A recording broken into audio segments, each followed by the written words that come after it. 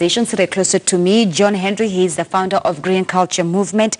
Chris Murithi, the coordinator of Environpreneurship Management. And on my far left, Matthew Ochanda, he is the director for Team Environment Kenya. Gentlemen, asante sana for your company this Saturday morning. Matthew, let me begin with you. Explain to our viewers, what is Environpreneur? Environpreneur, ideally, is, we coined it from the famous entrepreneurship. It is a broad spectrum of source of living. People who do IT, trade, business, and all manner of activities, which has provided a form of livelihood to them. And finding myself play in the environment space, which is vast. I mean, every of those other business entities, which are streams of livelihoods, exist in an environment. And so playing in the environment for a while now, it has been, I live, sleep, drink, dream environment. And it is my source of life. I live by it. Right. Yes. I get how passionate you are by you explaining that. So it is possible for you to be in the, should I say, in the world or in the field of environment and still make a proper living out of it? Most certainly, because we have graduates and a huge chunk of students in various universities countrywide who are doing environmental related courses. And I've met not once, not two of them who, having studied environment, they end up doing something totally different in different organization entities. But we realize, having taken time and gone through 4 years of training and gotten that degree or that diploma, having studied in an aspect of environment, it ought and should be able to be a source of livelihood that has been created by yourself, not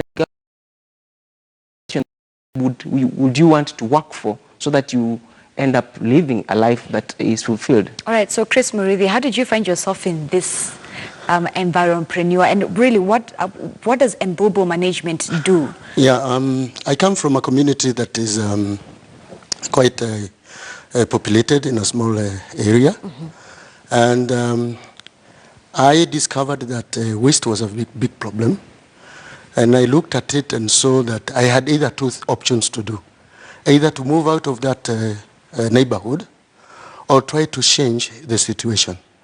And I opted for the change because I realized even where I shall go, there should also be some other problems. So I started an organization with the community to be able now to start talking about solid waste management. Now, 3 years down the line, it has become an entrepreneurship because people are making a living out of it. I do make a living out of it. And also, we have created opportunities, especially for the youth, who are our main agenda in environmental sustainability. Where now we train the youth on a more,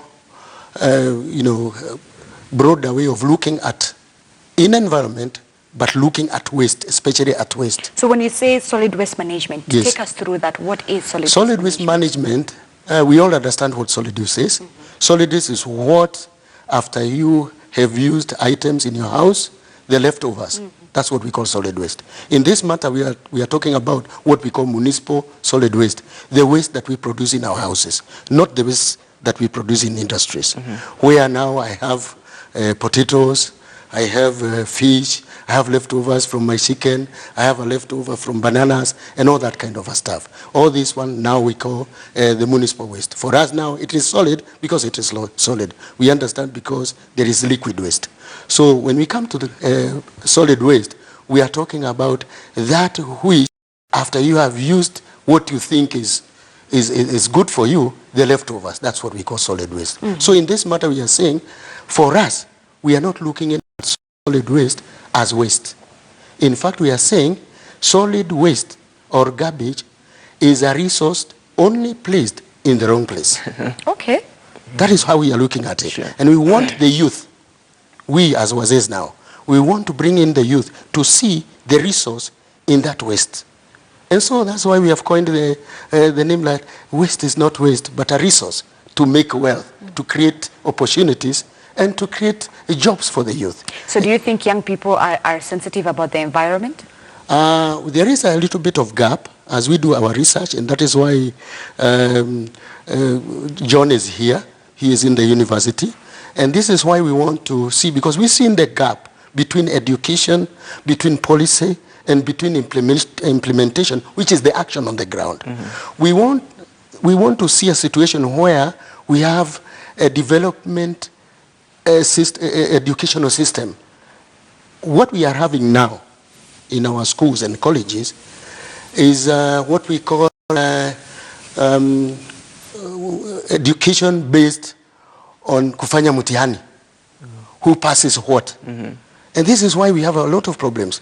We need an education system that does not qualify a person because of the marks that from school, but what that person can be able now to do to create livelihood out of himself or herself. Mm-hmm.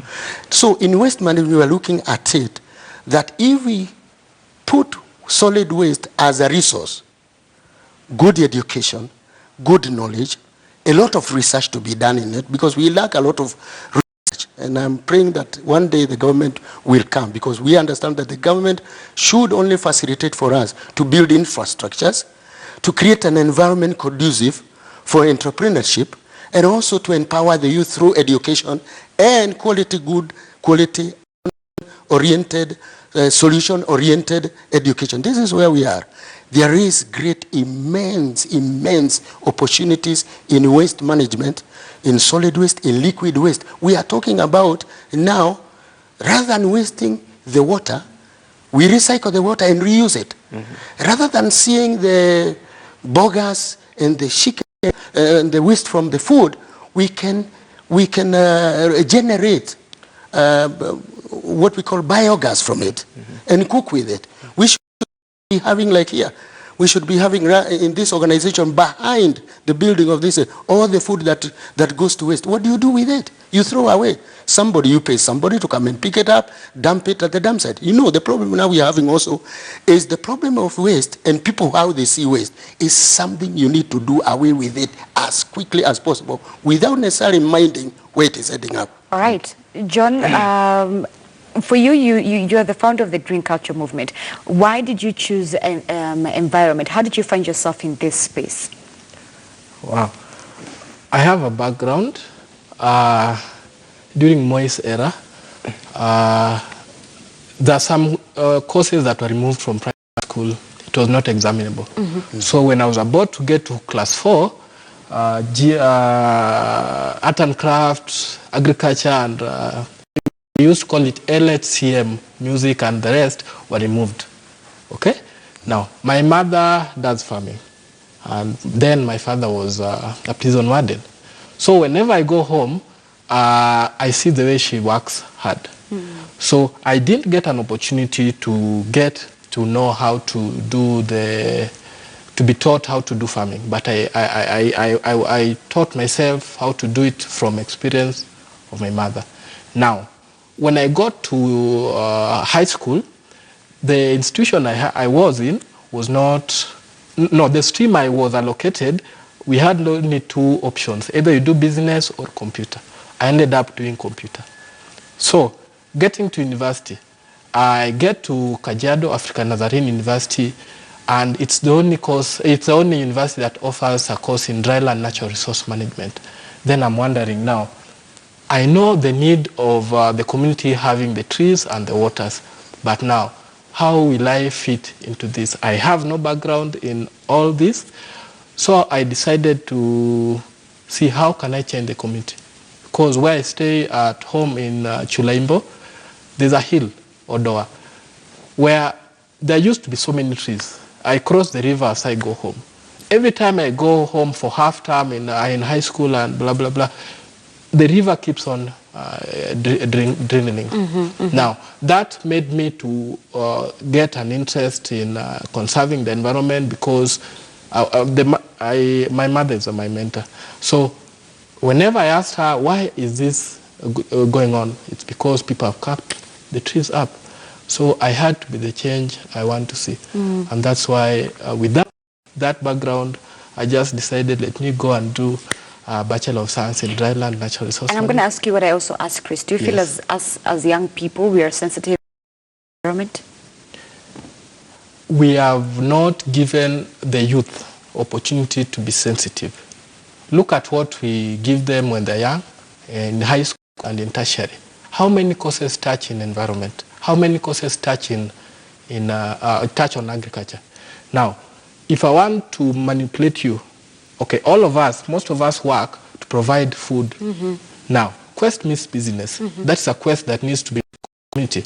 But remember the law of demand and supply. With less people producing food, the price will go up. So we've just talked about youth being unemployed here. We struggle a lot to get the education. I spent almost $1 million in my tertiary. Now you struggle again to get the employment, then the minimal pay you are paid, you use it all to buy food. Now, quest means business. Why can't we make that quest and get business out of it? And agriculture, you will never sustain, you will never satisfy people's need of food because you need to eat every day and people are born every day and we need to export. So there are opportunities. If you are doing a course that you know you cannot be self-employed, then you are in the wrong. Okay, so agribusiness is just a fancy term of saying agriculture, and young people have become sort of more familiar and comfortable with that term agribusiness. But do you think it's for everyone then again? Agriculture has two broad perspectives. You can do agriculture for your own consumption, and then you can do agriculture. Not everyone will be having opportunity to have a farm here in Nairobi, though you can do balcony farming. But these are also opportunities that you need to be innovative. Now, if we decide to go the food production, then you are in business for sale.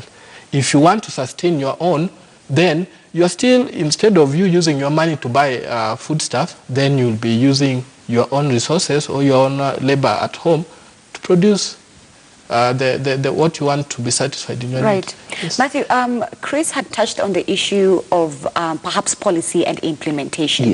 Do you feel as if, and I'll begin at Kenya, then I would love to hear your bigger outlook on the African continent. Do you think that we have policies, and if we have those policies, are we putting them in terms of implementation when it comes to taking care of our environment, when it comes to feeding, when it comes to just this whole aspect of environmentalpreneurship? Yeah, thank you so much for the question. I want to say that first and foremost, the policies are there, but there is a missing link at the point of implementation. We are in the International Youth Week, and the theme of it being safe spaces for youth. The missing link, and the government is working on how we can have the youth, who are the greatest resource that the government or the nation of the country, the Republic of Kenya, really has, which if it only taps into the little potential that is in there, we'll be able to, with so much ease, realize the full government agenda. And therefore, policy formulation has been done. But I was just thinking to ourselves that if we could be incorporated in the policy formulation, because there are a few other policies that need to be formulated and therefore enforced. So if we can have the youths involved and incorporated in the formulation process, the implementation will be easier, very, very easier, so that we are able to really provide a conducive environment. The youths being the key players in the implementation and helping in the realization of the big four. And we're just thinking to ourselves how important the environment component is.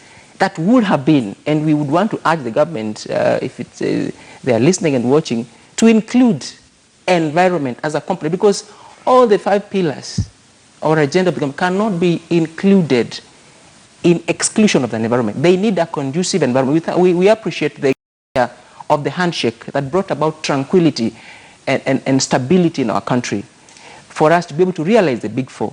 But other than that, this safe space that you're speaking about for youth, it does not just happen. It has to be necessitated. It has to be facilitated. It has to be created through various initiatives, which you're talking about, tree planting, management so that we're able to really realize the future or the beautiful country that we ever imagined. In fact, a quick one is that there are three major happenings in the recent few weeks. The most recent one is the bring down of South End Mall. Yes, and we'll come to that. And UK, we are coming to that. It is plus or minus the threat that it had posed to the environment. The UK the same. And Mao eviction, it is nothing but the environment. And it's high time we quitted, we ceased playing PR with the environment. We much more need the environment than the environment needs us. Okay. Therefore, it has to be at the heart of the Big Four agenda. And we're going to come to that as well. But Chris, let me hear your thoughts on a broader perspective as the African continent. Yeah, now there's one issue that is very, very important for us that we also need, because now we are coming to realize that environment cut across board. In everywhere we see environment, whether you are building a structure, whether you are doing a business in a township or in an urban area, all this involves environment. And we need to come to a round table now. We now know where the problem is. And the problem is me. The problem is you. The problem is us. We have not arrived at a level where now we need to really discuss the issue of environment broadly. How does it affect me? And that is the issue of climate change. The issue of climate change, we cannot just talk about Kenya now being part of it without necessarily looking at the broader, like the Mao issue. If you look at the Mao issue, we see it supports life, not just at the neighborhood there, not just to the people of Narok, also the flora and the fauna in our neighboring countries. Look, a surprise water to Lake Natron, where it is the breeding area of the flamingos. So you see, there is a big connection if you look around. There's a ripple effect. Yes, it has multiple effect. We need to look at that. But again, we go back to the basics, education. Are we having an education system that is encouraging knowledge, encouraging practicalities to our people so that when they arrive in the level of talking about climate change, they are very much practical into it. Now, climate change is still a subject in our universities with professors and very few people who understand about climate change. No mwananchi in my village understand what climate change is until I tell them pollution, is increasing the temperatures, which is called global warming, yes, and affecting the climate change. Despite that Donald Trump doesn't think climate change is real. He thinks it's all a Russian hoax. But let's go back to that conversation, yes, Matthew, of the demolition. Do you think, I loved what you said, that we need the environment more than the environment needs us. And I remember saying something that really struck with me. You can bribe people, but you cannot bribe Mother Nature, especially when Nairobi was flooding during the rainy season. Do you think the demolitions that we are seeing right now, it's coming when it's too late? It is too late in the day, and I have sat back when I heard of it, trying to imagine. It might be the right decision, but too late, because they are lives that have been adversely affected, not just the investors, it were. And I'm just thinking to myself, to the investors of those two various malls that had been adversely affected, and the valuation of it, I had one speaking about that one is 2 billion, another is a billion shillings. I'm like, in my weird imagination, I was just like, can you imagine if that money was paid to the government? If from the onset, the people that were in those very offices who are giving certification and approval for the relevant documents for those projects to be initiated and implemented, we were there right now. If they did the right thing, we will not be where we are. And those people, really, whatever the investment, the cost of the investment is, they would have been able to acquire this parcel of land or to have established this enterprise or this investment somewhere else. They had the means. They had the resources that they would have been able to purchase land somewhere else. And so my look at it is the many lives, the many investors that had hired stalls and halls in there, set up business. Some of them, chances are that were on loans. And so lives have been adversely affected. Right. And we are in a firefighting, extinguishing mission. It's high time from the onset we did it right. Just like us, we have chosen to go down up in our environmental initiatives and activities, we have children on board so that we're able to have best environmental practices and habits inculcated in their initial stages. So we really are deliberate and intentional, so that you don't have to have really livelihoods being brought to a sudden halt. You went to bed knowing that you're going to wake up tomorrow morning, go to your place of work, only to find that it's no more. Like the UK person said, he was not given even notice. But that's the other thing. John Henry, let me get your thoughts on this whole demolition exercise, but Yes. more so the role that corporates, the role that the private sector has to play in also ensuring that the environment they are in, if perhaps where they're also building is also looked into as well, but just the role that the private sector also has at playing within society. Okay, I'll speak as the guy who is behind the green culture movement. And the reason for green culture movement, green is first of all means the green, you know. And then when it's green with the harmony, it means it's peaceful. Then culture means everything you do, the acts you do every time you repeat them, it becomes your culture. So if we change the way if we try to do the right thing and it becomes part of our life, Right. and it's going to make sure that everything that we do is green and not greedy, then we will be part of a movement that is for harmony. Okay? So if KTN News, you have a culture that you normally, okay, you report at 8 or whatever time you report, and that is the practice to make sure that you have the product that you have. Now, in the society, if a company comes up with an environmental policy, they make sure it's followed. The constitution is there to be followed. NEMA is there to assist us, okay? We may blame NEMA. This is my policy. Don't blame. Just take action, even if it is not you who made the mistake, okay? The corrections later, okay? We may be affected, but a mistake is a mistake only when you repeat it. Or kosa sio kosa, ila kurudia kosa ndio makosa. Let's not blame. So to your question where you asked, are corporates doing, let's check on our environmental policies, and those who are approving those institutions to be started, make sure the environmental policy is followed.